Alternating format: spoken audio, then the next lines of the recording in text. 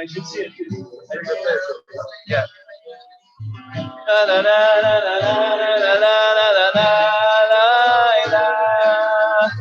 Nafshenu chitzal Hashem, Nafshenu chitzal Hashem, Ezreinu maginenu, Ezreinu maginenu, Nafshenu chitzal Hashem, Nafshenu chitzal Hashem, Nafshenu chitzal Hashem, Nafshenu chitzal Hashem, Ezreinu maginenu, Ezreinu maginenu.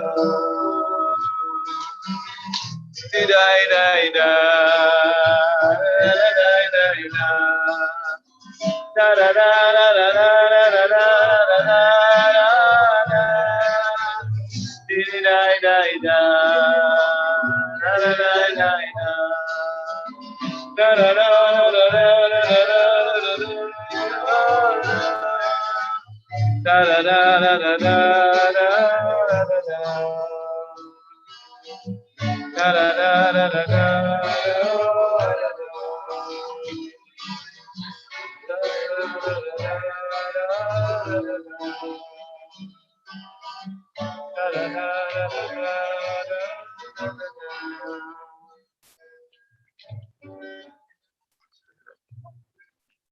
This is Hashem.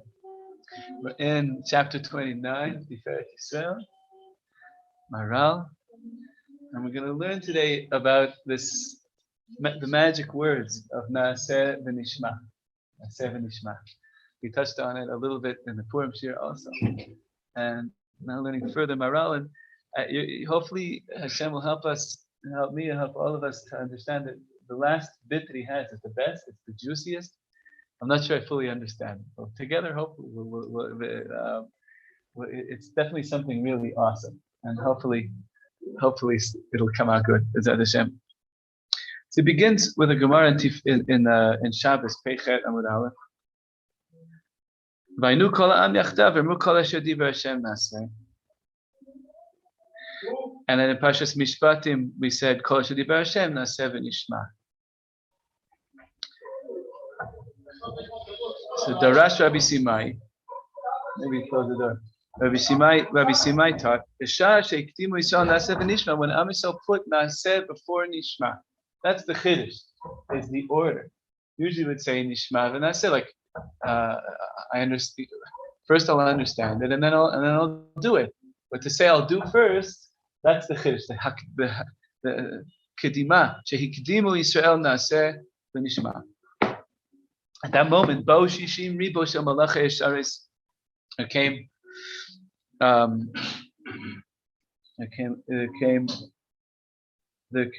many did they say? I thought it was 100, I thought it was 1,200,000.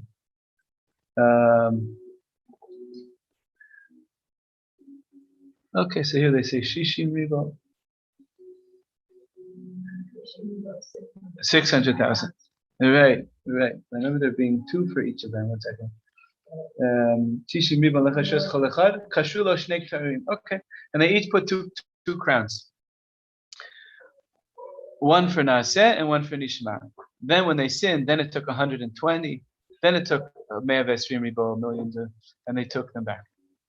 But it's not Ediyam, the Adayim they had to give them back or take them off. A sad moment. Amar Rav Chama bar Chanina b'chorev tanu b'chorev farku. They put on these special crowns. Certainly they have a spiritual dimension. They're being delivered by angels, right? But it seems in Pshat that they also had maybe their own jewelry they were wearing. Unclear if anyone knows precisely how this went. Amar Rabbi Yochanan v'chulan, and then Moshe, when they had to remove all the Adayim, Moshe got all of them, and he was kind of holding them for us. There's a whole Torah from the Arizal that Shabbos morning we say Yismach Moshe b'matnas chalko. The Shabbos morning we say Moshe is happy with having just his lot, because on Shabbos the special shine of the Neshama Yasera that we all have of the extra soul that we all have on Shabbos is us, all of us getting those spiritual jewels back every Shabbos. So Moshe is Yismach Moshe. The Matnas Chalko, Moshe is happy just with it, to have just one person's portion and to give them back to us. And the Gemara says, Atira Kosh Baruch Lachziran Lanu. So we get them back in some measure every Shabbos, the Arizal. But the Gemara says one day Hashem will give us all back. Uvdi Hashem Yeshuvanu V'Otzim B'Rina V'Simchas Olam Al Rosh. And the Pasuk says, Mishai Lamed Hey, a everlasting joy upon their heads, which means the Gemara takes that to mean this return of this spiritual jewelry on their heads, these crowns. Rabbi Elazar, B'shah shikdim Yisrael Nasa v'Nishma, when Am Yisrael put Nasa before Nishma, Yatzda Baskol, a voice came out from Shemayim and said, Mi gila lebanai razeh, who revealed to my children this great mystery, this great secret? Shemalachi hasharis mishtamsim bo, that the angels of service use,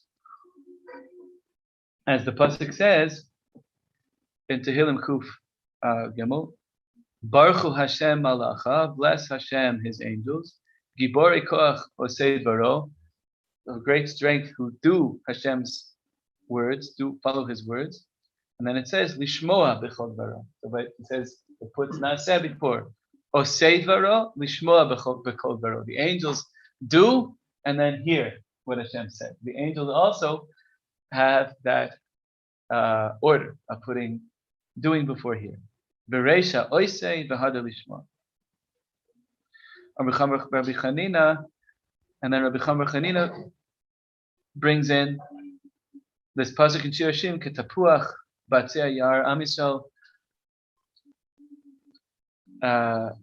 You could read it as that is the apple tree as being an analogy, a metaphor for God, or for Am Yisrael. Here they use it as Am Yisrael. Lama nimshelu Yisrael tapuach, where Am Yisrael compared to an apple tree. Lamalach ma tapuach zeh pirio kodem le'alav, just like the apple tree, its fruit come before its leaves. Am Yisrael hikdimu Naaseh v'Nishma. So Am Yisrael put Naaseh before Nishma. The apple tree also has this distinction that kanireh, the fruits mature before the new leaves come out.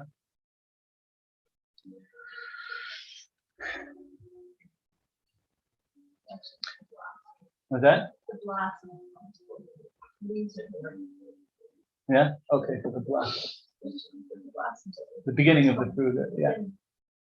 Very good. And then you have the story of a tzadduki who puts Am Yisrael down as Ama Paziza. You're a unruly nation. The kadmisu pumaychelu udnaichu, that you put your mouth before your ears. You should have listened first to say, well, first tell me what you want me to do, and then I'll decide if I'm going to do it or not, right? And he's using the Naaseh v'Nishma, and particularly the order of Naaseh, and followed by Nishma as a negative on Am Yisrael. He's putting down Am Yisrael for speaking this way. And there's a Tzaduki, a Sadducee, speaking to Rava. Okay. Perush davar zeh. This is actually Gavaldik Mara. Ki ha'maiseh hu she'osem asher gozer alav Hashem yisbarach she'aseh. Action is to do what Hashem tells you to do. V'davar shu mitzad Hashem yisbarach hu kodem min hashmiya. Something that comes from Hashem. The fact that it's from Hashem means that it takes precedence over shmiya asher hu haseichel, which is the understanding. The fact that Hashem said it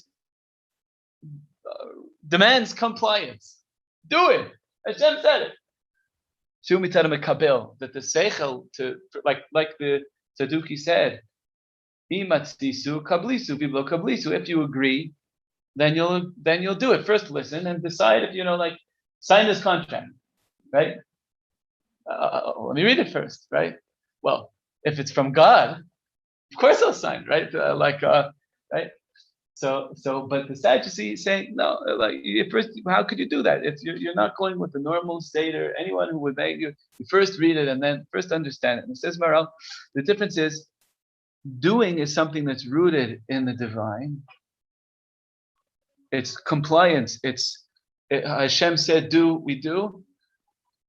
Understanding is something that depends on the mekabel, on the receiver.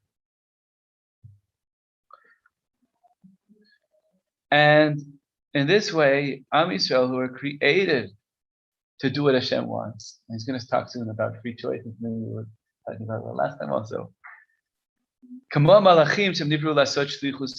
Just like angels who are created to do the messengership of their creator. Therefore, they put doing before hearing davar shu mitzad ha'ilah.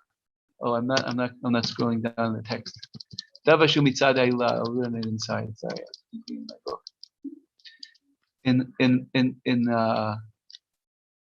I think we've encountered it before in the Maharal. Ilah and alul, very important terms in the Maharal. Ilah is cause and alul is effect.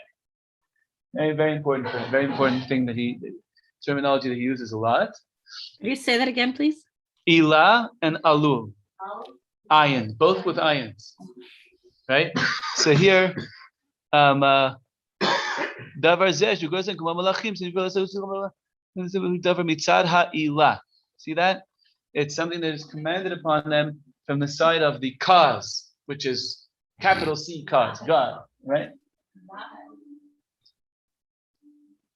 Yeah. Klala davar mashu mechuyev v'muchrach hu kodem ledavar she'enu mechuyev v'muchrach. That which must be and is obligatory comes first. L'chal kodem ha'asiyah v'shasiyah higzer min ha'ila muchrachas ve'ilu shmiya hu mitzad ha'mekabel shu efsharis.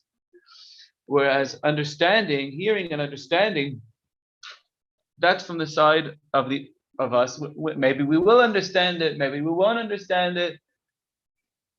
But whether the big Rav Rosh Yeshiva puts on tefillin or the bar mitzvah boy is his first day, doesn't matter. They both put tefillin. They both did what Hashem said. How much they understand? Okay, it depends on the receiver, on the person, how much they've studied about it or not. It could be they understand a lot, it could be they understand a little. But that a Jew has to put on tefillin, a Jew has to put on tefillin. Finished. It just is. It's because it's straight from Hashem. We need to understand this more. For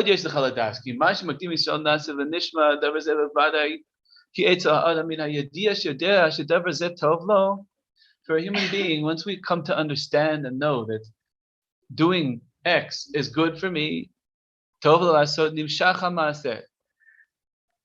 I know that it's good for me, so then I will be drawn to do it. But if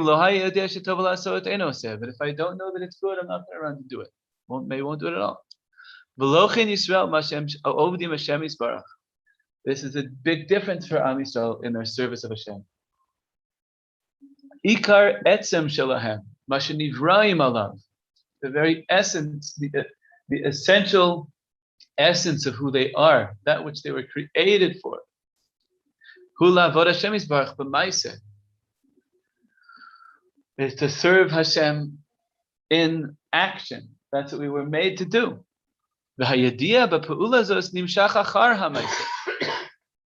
and the understanding of what these things are and what they do, they come after the commitment and the action of doing. But all the rest of human life, the doing comes only out of knowing, out of understanding. Because I understand its benefits, its negatives, and I weigh it all together, and it's worth it, and I do it. If the person doesn't know about it, he won't do it. Therefore, the first must be understanding before doing.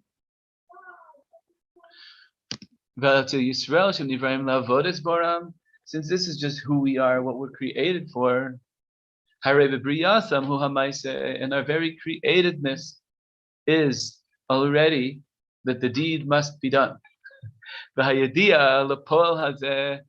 And the idea is, okay, I'm not sure exactly translate. Yeah,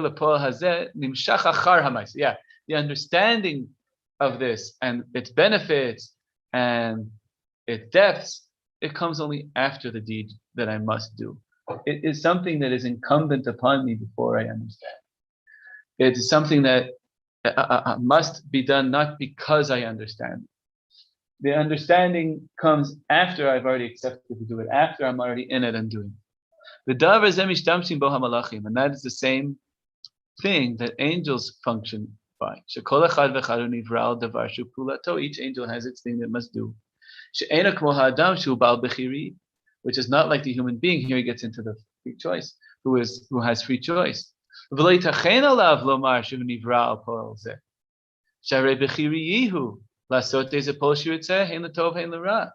can't say about anything except for Torah that a person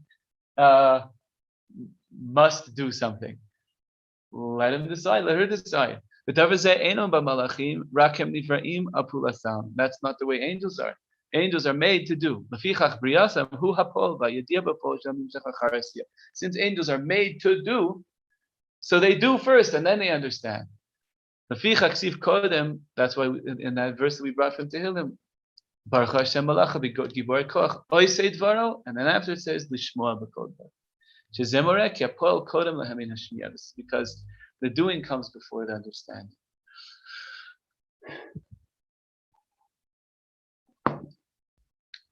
The kol ze kmo she'amarnu ki nivru hamalachim kol echad al pulato miyuchedet uvevriya atzmo nimtza mehem hamayis ve'ediyah nimshach hamayis.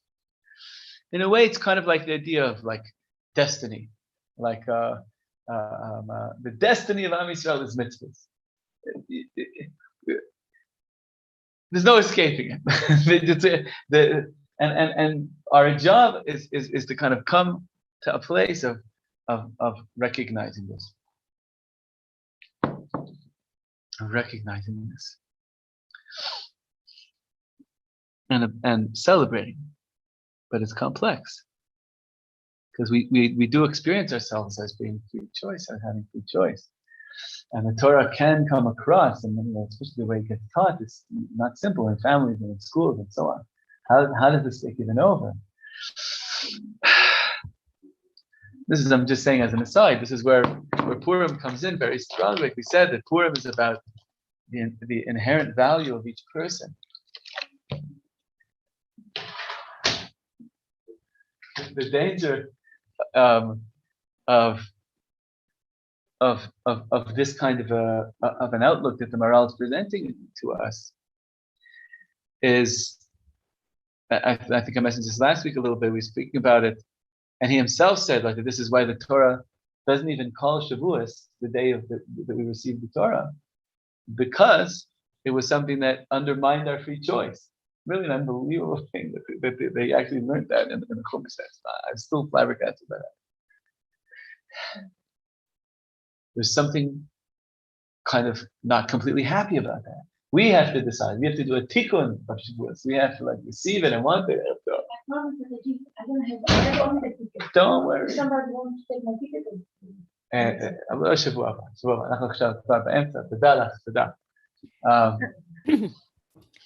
Leibush, could you repeat that again? That we don't say the giving of the Torah in the Chumash when the Torah describes the holiday after counting Sfirat HaOmer, it calls it Yom HaBikurim, it calls it Atzeret.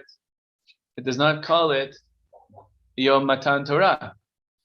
Yom Matan Toratenu. We call it that, but the Torah doesn't call it that. And the Maharal says the reason why it doesn't call it that is because it was forced upon us. It's really an amazing thing. It's an amazing thing. Like the Torah acknowledges that there was something a bit hard about this. To accept your destiny, to like accept it. No, you have to put the tefillin on. There's nothing you can. You Shabbos, sorry. No, there's a mountain being held over our heads, right? There's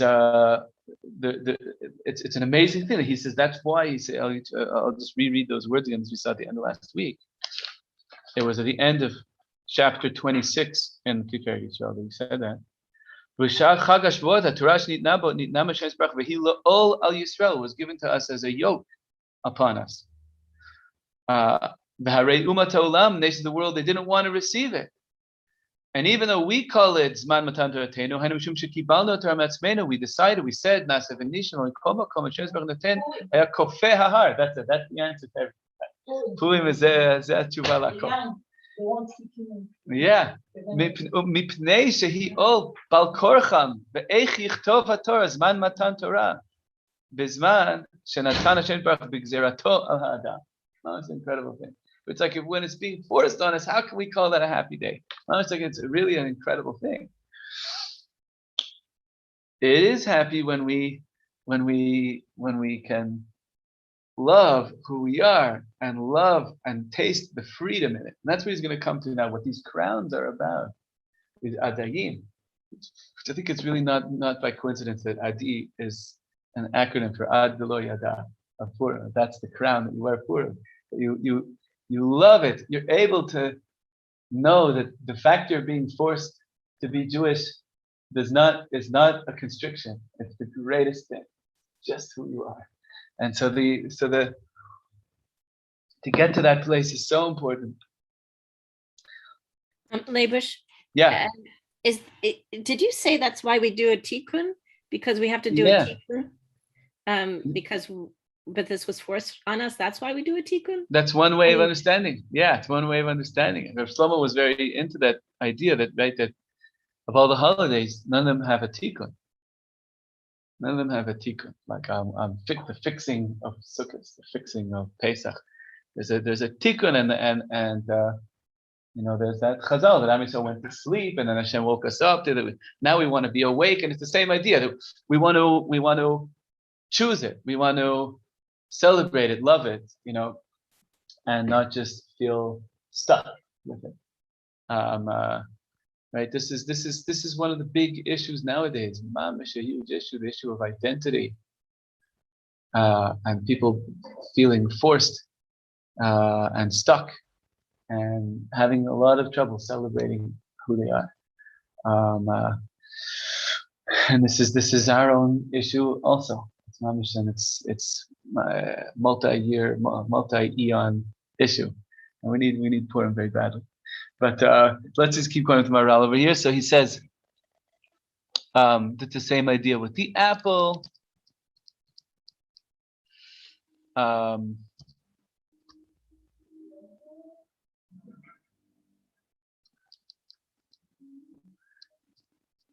Just skipping a little ahead.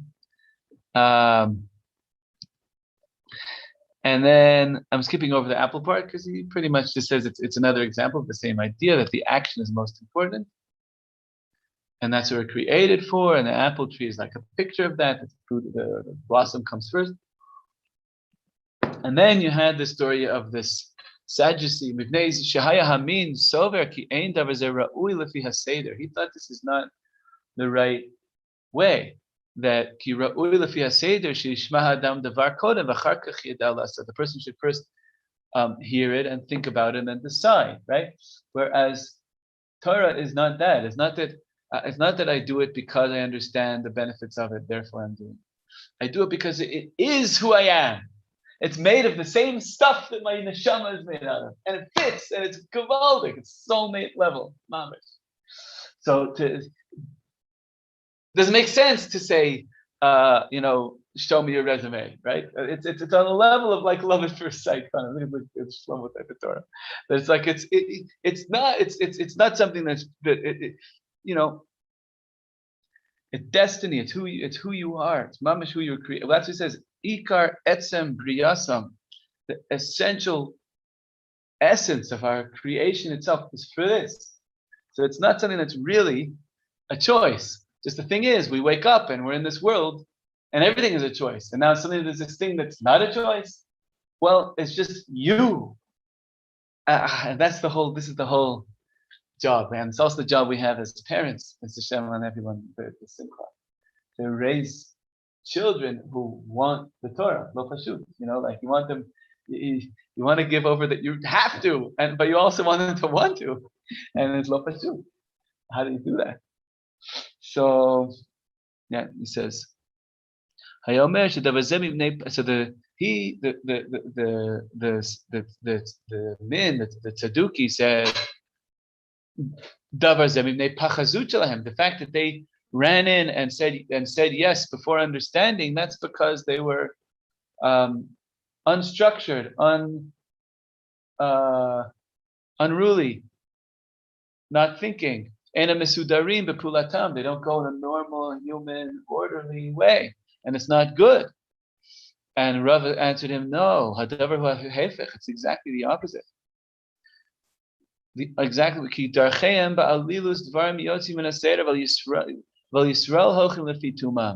Yisrael are going with their, again, this is that great mystery of what a simple Jew is. What a simple Jew. A simple Jew who just comes and lights the candles in the shul. A simple Yid who just saying Tehillim at the Kotel. What that is and on a Shumum Sag, we have no idea what a simple Jew is. There's no such thing as the simple Jew is the deepest. The Chol Tam Ein Pulatis Meserach Haroi. The simple Yid doing that thing. The Ima lighting Shabbos candles. But because she figured out that it makes sense, that it's going to bring light to the family, and it'll be a nice ritual, and the candlelight it adds a certain atmosphere, and et cetera, et cetera. It's literally one with her being. It's an amazing thing where doing and being are one. That's the pillar of Torah. Usually doing and being are separate. Usually there's who you are, and then there's this completely other world called what you do. With Torah, it's mamish a pillar. The Torah is who you are. And amazingly, it works out different for each of us. The way I put tefillin is not going to be exactly the same you put tefillin. And the tzitzis and the Shabbos and everything that we do is going to carry our individuality to the nth degree, greater than anything else. When we can sort of taste that it's me. This is also like and again, this is Levi Shander's explanation. But when you look in the Holy of Holies, what do you see? It's a golden. We started with last time, the two golden kerubim looking at each other, right? This pillar, they're made of one piece of gold. They're made out of the same stuff. The Torah, Hashem, and me, and it took the risk. Hashem takes the risk of it looking like idolatry. And the Babylonians made fun of us. They said, look at that. In the middle of that, all the monotheists, they have idols in their Holy of Holies. I took the risk of that to give a picture of this amazing paradox of relationship within oneness. Amazing paradox. Mind-blowing thing. Relationship within paradox. It's all Mamish Hashem, and there's ladies having fun. It's mamish like the same. How could that be? It's mamish a totally amazing. There's nothing else like that. There's nothing else like that, where the things you do are who you are. Mamish a power. So the Tzaduki says, what do you mean? The things you do, the way human beings work is you understand first, and then you understand. And to get the engineering degree, well, what do you want to do? Do you want to, do you want to go into business? Maybe you don't need any degree. Maybe you should just, go learn it, or etc. Where are you heading? And then you make your decision, and first you learn and you understand, and you weigh all the possibilities, the pluses and the minuses. But when it comes to Torah, once you sniff it, once you smell it, there's a concept called Reach Torah. It comes up a little bit in the Shach, I think, or the Taz says, how long should you wait between meat and milk? There's all these different opinions in the Rishonim. One opinion says just benching is enough. As long as you don't eat them in the same meal, that's enough. Another opinion is 1 hour. But he says anybody with Reach Torah, anyone who has, whatever that means, a smell of Torah, knows you have to wait 6 hours. Like, it's very, very interesting that this halacha of our 6 hours, we treat it like this totally black and white thing. It comes out of a subtle, deep understanding of the need to make a distance. Because we so much respect and want to connect to Hashem's desire for meat and milk to be separate, that we're not going to go with the more lenient opinions. We'll go with the 6 hour wait. That's for someone who has a reach of Torah. Once you've smelled it and you smell that across behind the pargod, it's made of the same gold that my soul is made of, and I want this. It's not just I am this. It's not just a thing somebody told me you have to do. That whole original perception that I'm just being forced, I now understand. I'm no more being forced to keep Torah than I'm being forced to be who I am, which it just is. It is who I am. Anybody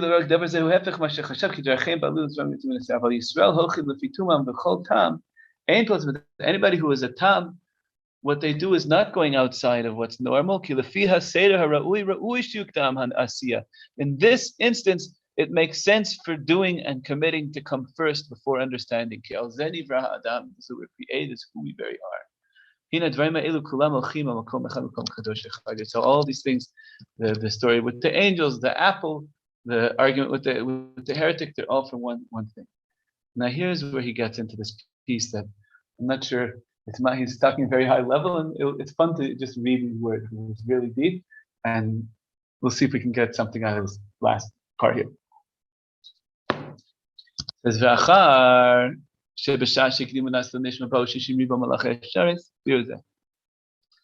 angels coming and giving us these crowns. Each person has two ingredients in them. One thing is you have a nefesh in you, which is poel hamaisa, your ability to do, move. The nefesh is your ability to do in the world. Shehu poel hamaisa. It is what does all of your actions. It's that life energy that's in you to do things. V'hasheni hu haseichel. And the second thing is your consciousness, your awareness, your seichel. V'kasher haseichel hu mutba baguf. And so long as the consciousness is kind of stuck into a body, ein echad ben chorin klal. Then neither of them are really truly free. Not the nefesh and not the seichel. Im hanefesh, if it would be the nefesh, mipnei ki moshel alav haseichel. The nefesh is stuck because it's stuck under what the seichel understands. The nefesh is not really free. That living, doing energy within you doesn't want to be stuck by within what you're able to be conscious of. It wants to just live and do. The nefesh is not free because it's stuck and limited by what the mind understands. Now this is a huge statement that he just made. In a certain way, he's saying that basic life, which is what the Sadducee said is normal seder of human life, where we first understand things and then do. That's actually slavery, and because the nefesh wants to just do in the world, and it's stuck, it's bound by the seichel. Very, very interesting statement that he's making. V'chein ein haseichel ben chorin, and the consciousness is also not really free. Shehu mutba baguf ve'ein ze ben chorin, because it's also stuck in a body, and that's not called being free. he doesn't explain much more than that when he says that.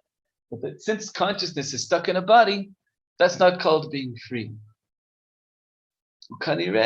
It means that the body's issues are going to affect the consciousness, and the body might get angry or lustful or jealous or who knows what, and it could affect.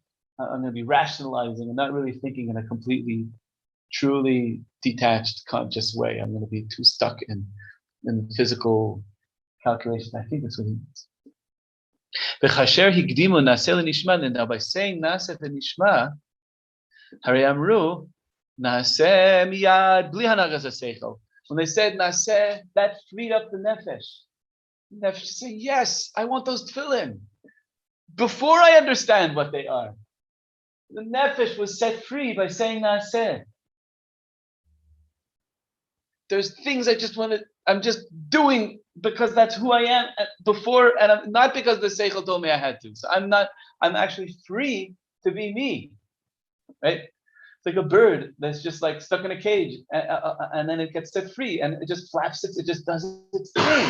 The nefesh wants to do the mitzvahs, and it's and not because the seichel told it to. Not because the seichel told it to, but because it's just who I am. Of course, I like Shabbos comments. Of course, that's me. It's this breakdown between being and doing. It's one thing that is me. I want to do it because it's me. Don't crowd me out with all this intellectualizing. Don't enslave me just to what I understand.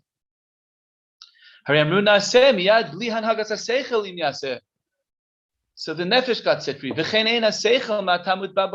now the seichel also becomes set free from physicality, because now that the nefesh has committed itself and recognized the mitzvah to go do, so the body gets spiritualized by that. The body, by following the nefesh's desire to do the mitzvah, becomes less physical.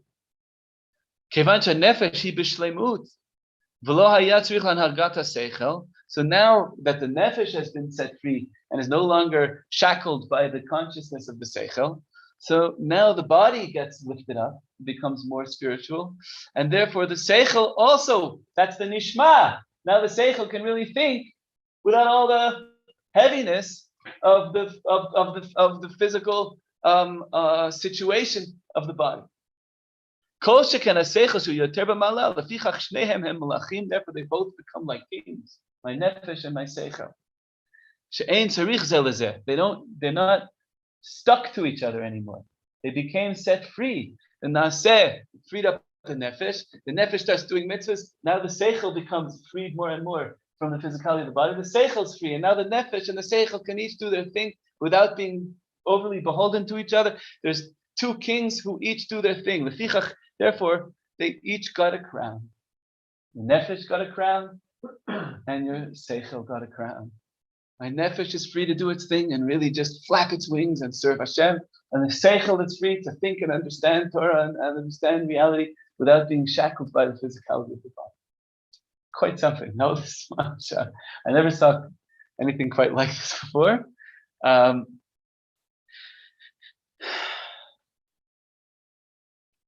That's the crowns coming down. Naseh and Nishma. Is this relatively clear? That was a really hard piece, right? There's Gavaldik. Yeah. Quite something. Yeah.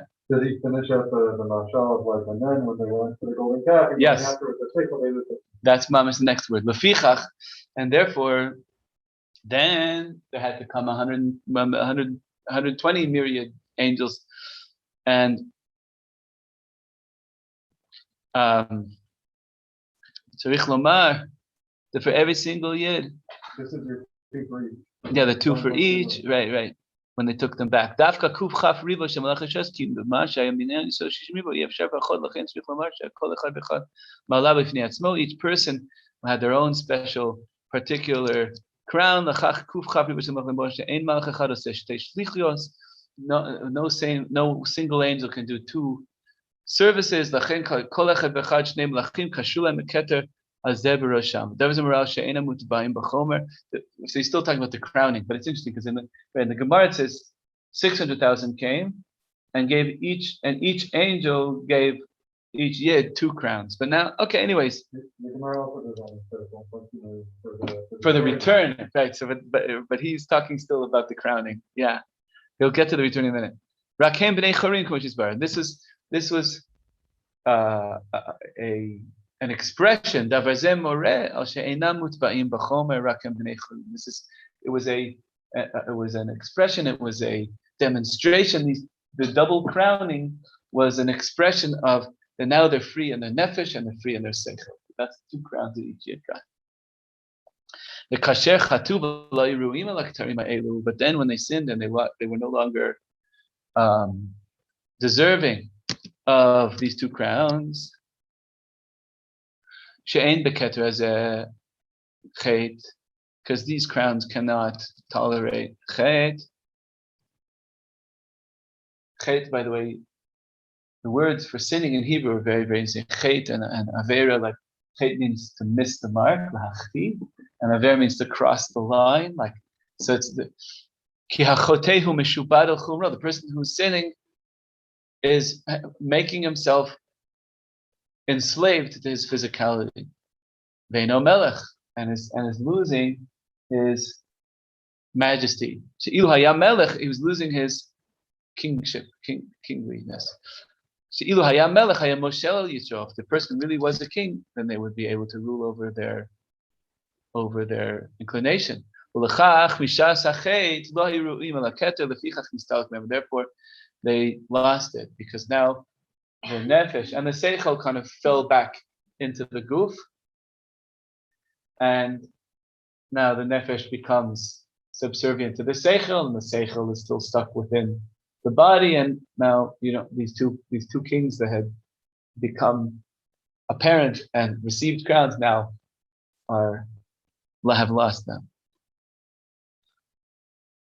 And when they no longer were deserving this level, so it went to that person who was considered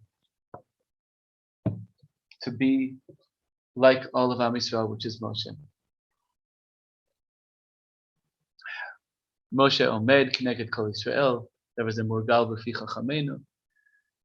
No Pirashnato. Okay, and this is something we spoke also about it in earlier chapters. Vayikar Ki Moshe Madregato Nivdal Kemo Hatzura Shem Meshlim Kol Yisrael. Moshe was as the leader.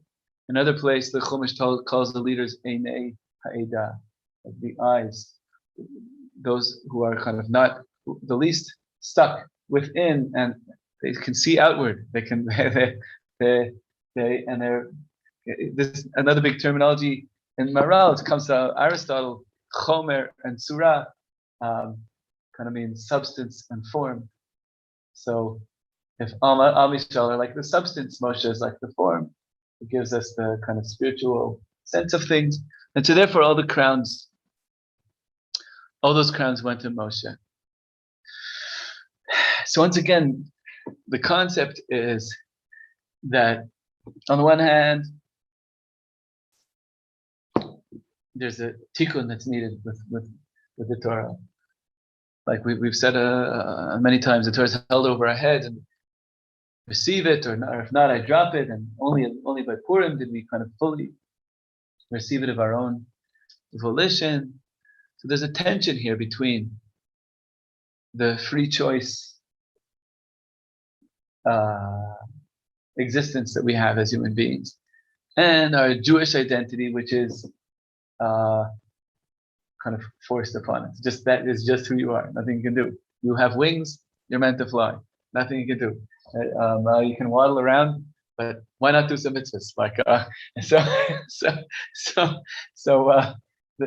Our job to mature and to grow and to really connect is to I'm putting this in. You didn't say this, but to get a whiff of that reach Torah, to get a smell that it's me. Like it's made of the same stuff, just like the gold. The 2 kruvim were made of the same piece of gold. It's not something. This is not something outside of me that's being forced on me. It's me that's being forced on me. Ikar etzem briati is for this. So you might as well love it, but then that's the whole story of every soul and all of our journey. Not simple. And Ad Kedei Kach, like we said, the Maharal even says that the Torah itself doesn't refer to the day of Matan Torah as the day of Matan Torah because it carries this, at first, this feeling of you that you're just forced. And the yofi of truly embracing Torah, once again, it's also not something he says right here. I'm waiting for him to say it in a later chapter. I mean, he did say it a little earlier in one of the earlier chapters, way back when, that the Torah is the best way for you to develop your individuality. It's not something this is one thing we spoke about a couple weeks ago. And this is one of the saddest things there is in the Jewish world. And it's so sad because of how heavy and how real it is for so many people. That people, and something you really have to mamish think about and daven about. And ask yourself, do you believe that at Har Sinai, a giant eraser came down from heaven to erase your individuality and just make you into another religious robot? Is that what you believe Torah is? You have to really ask yourself this, because it can't be that. It must not, no, it can't. But it's really heavily out there. That energy is out there. It really is out there. I have to really believe that what came down in Har Sinai is the energy to be yourself to the nth degree more than any other thing possibly could, because it really is you, and there's your voice within all of this, and the kinds of mitzvahs you're supposed to do, the colors of it, the depths of it. Yeah, there's Shulchan Aruch, and you have to stay with it, but there's you. It's meant to enhance you in the greatest possible way, more than anything. It might make you free. Have the king, make your nefesh free, make your seichel free. It's not meant to be. This is the perception of forcing, for which reason the Maharal said the Torah didn't go. Because if you see it as something that's external to me, that is erasing who I am and just stamping me into the same surah as everyone. That's the Gemara. The Gemara says, "Ein sayar kelokeinu," right? There's no artist like God. The person makes a mold and they make everything exactly, and Hashem makes a human being with eyes, but each one is so special. That has to be what the Torah is about. It is what it's about. It is. It's just somehow that message gets lost a lot, especially these days. But that's what we're talking about. Is the embrace of it. The embrace of it is from that kind of a place that it's crowning me. It's the Adelo Yada. It's the greatest thing. It's the Adi, the jewel that sits on me. It's Adarabba. There's nothing else in the world that could help me become myself more than this. Yeah. So we got our crowns back on Purim. Excellent. That's exactly what I meant to say, except you said it, and I never even thought to say it.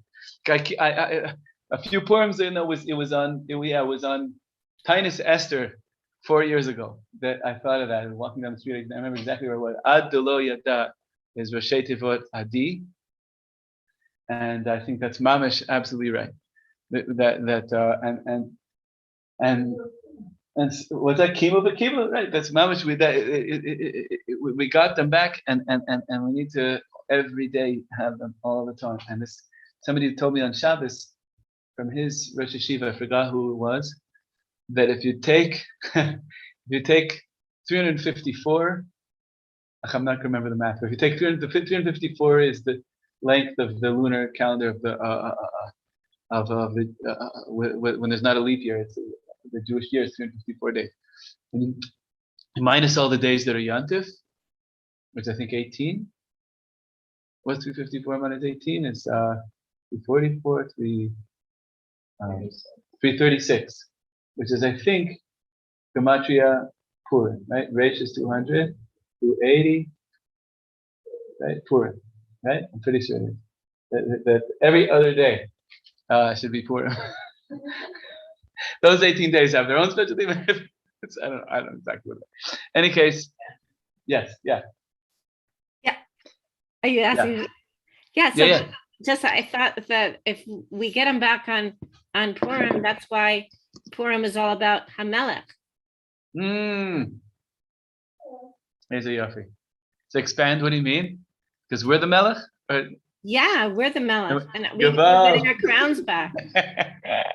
I mean, Hashem is crowning us, and so that's why I keep on saying Hamelech, Hamelech, because we're the representatives of the King. The Gemara says, "Man Malki Rabbana." Somebody who tells you what the halacha is literally like the king telling you, right? In other words, like, yeah, we each we're getting our crowns back. I love that. I think that's mamish it, and it's mamish writ back to what we're saying in the Purim shir also that the drinking of Purim, there's a danger that the drinking of Purim, I could have a bad trip. I could get so gone that I don't think I'm special. That's not Purim anymore, right? It has to be that kavod habrios is docha the Megillah. That it has to be that the honor of people is primary, even of the Megillah. That's what breathes life into the whole thing. That it has to be so, and then it's a good trip. Then all the getting beyond all distinctions still maintains the untouchable specialness of each person. Yofi, Baruch Hashem. Thank you so much. Shavut, L'chaim Eli, good to see you. Eli, okay, fine. Okay, Reb Tobi said good. So the shir is the Shabbat Shev and Aliyah. What's your father's name again? Daniel Ben Zvi. Daniel Ben Zvi, Shabbat Shev and Aliyah. This is great Torah. This Chus Maharal is very big. And Yerushalayim Akodos. Wow. Okay. I can't. This was like so incredible. I'm just thinking, that's what Reb Shlomo says, that that we have to be so drunk on Purim. Exactly. Right? On Purim, it's not that we have to be drunk on wine, but right. On Purim, the whole essence of Purim, and being a Yid. Amen. Like Mordechai HaYehudi. Amen. Yay. Okay, great to see you. Yasher Koach, thank you so much. That was awesome.